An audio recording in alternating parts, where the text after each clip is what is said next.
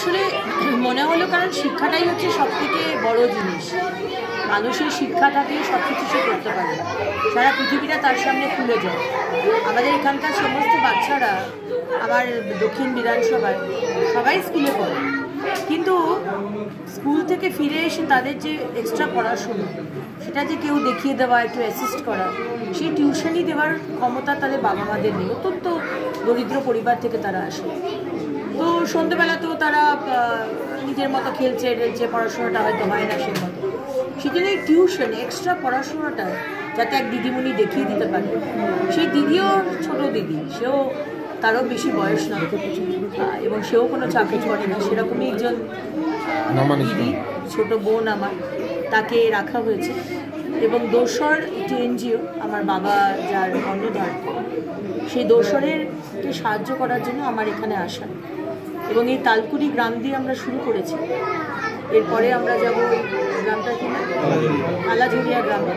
এবং আমার ইচ্ছে আমার বিধানসভার প্রতিটি গ্রাম যেখানে ছোটো ছোটো বাচ্চারা টিউশন নিতে পারছে না, তাদেরকে আমরা একটি ছেলে বা মেয়েকে রেখে সপ্তাহে 5 দিন সে টিউশন দেবে বিনা পয়সায়। নাম দেওয়া হয়েছে 1 টাকার পাঠশালা, কিন্তু কোনো টাকাই নেওয়া হবে না। এবং তার সাথে সাথে এই ছোটো ছোটো বাচ্চাগুলো যারা মা বাবা, যারা হয়তো রিক্সা চালায়, বাড়িতে তারা অর্ধশিক্ষিত বা অশিক্ষিত, তাদেরও যাতে একটা শিক্ষা দেওয়া যায় সেই ব্যবস্থাও রাখা হয়েছে। নমস্কার, আমি পূজা মণ্ডল, গ্রাম তালকুড়ি।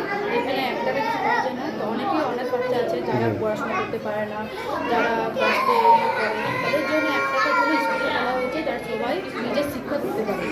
শিক্ষা ছাড়া জীবনে কিছু নেই। তাই 1 টাকার স্কুলে অনেকজন আজকের দিনে অনেকজন রেসপন্স করেছে, অনেকজন এসছে, আগামীতে আরও লোক আসতে পারে, সেটাই করা যাচ্ছে। 1 টাকার স্কুলে সব কিছু শেখানো হবে, সব কিছু কী করে কী করতে হবে, সব কিছু প্রসেস করা হবে, সব কিরকম রেসপন্স পাওয়া যাচ্ছে? ভালো, সবাই ইয়ে করছে, তাহলে শেখানো হবে, সব কিছু করানো হবে। 1 টাকার স্কুলে সব কিছু করা হবে। নাম কি? আমার নাম পূজা মণ্ডল।